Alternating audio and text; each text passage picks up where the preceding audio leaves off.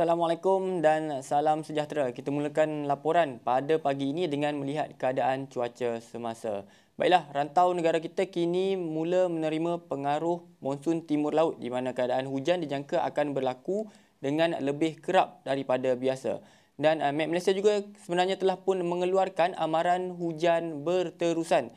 Kategori waspada melibatkan negeri-negeri di sebelah utara Semenanjung, di sekitar negeri-negeri di pantai timur dan juga untuk beberapa kawasan di sebelah utara dan juga tengah negeri Perak.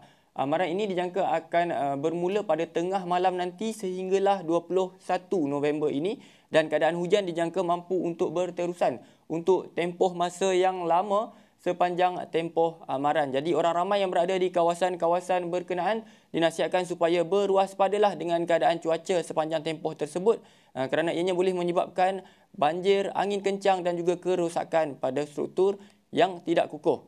Seterusnya kita lihat keadaan cuaca semasa pada ketika ini. Imej Gemar Radar menunjukkan cuaca hujan lebat dan ribut petir yang lebih tertumpu di sepanjang kawasan pesisir pantai negeri-negeri di sekitar Semenanjung dan ianya turut memasuki kawasan pedalaman beberapa negeri seperti di Perak, di sekitar Lembah Kelang dan juga Negeri Sembilan. Jadi cuaca hujan lebat dan ribut petir terutamanya untuk kawasan-kawasan pesisir pantai hanya dijangka akan beransur reda menjelang waktu tengah hari nanti. Bagi tinjauan cuaca sebelah petang ini pula, kita menjangkakan pada lewat petang nanti ribut petir dan hujan lebat akan berlaku dan lebih tertumpu di negeri-negeri sebelah utara Semenanjung, pantai timur, pedalaman negeri Perak dan juga Pahang dan juga di sekitar Lembah Kelang. Dan keadaan cuaca ribut petir terutamanya untuk negeri-negeri utara dan juga pantai timur dijangka mampu untuk berterusan sehinggalah ke waktu tengah malam. Manakala ribut petir yang berlaku di selatan Perak dan juga Lembah Kelang dijangka akan beransur reda menjelang awal malam.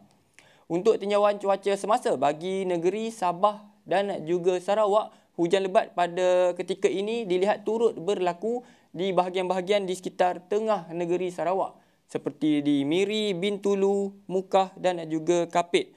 Manakala untuk negeri Sabah, tidak banyak hujan yang dicerap pada pagi ini. Hujan renyai hanya berlaku di bahagian-bahagian di sebelah pedalaman dan juga di pesisir pantai bahagian barat negeri berkenaan.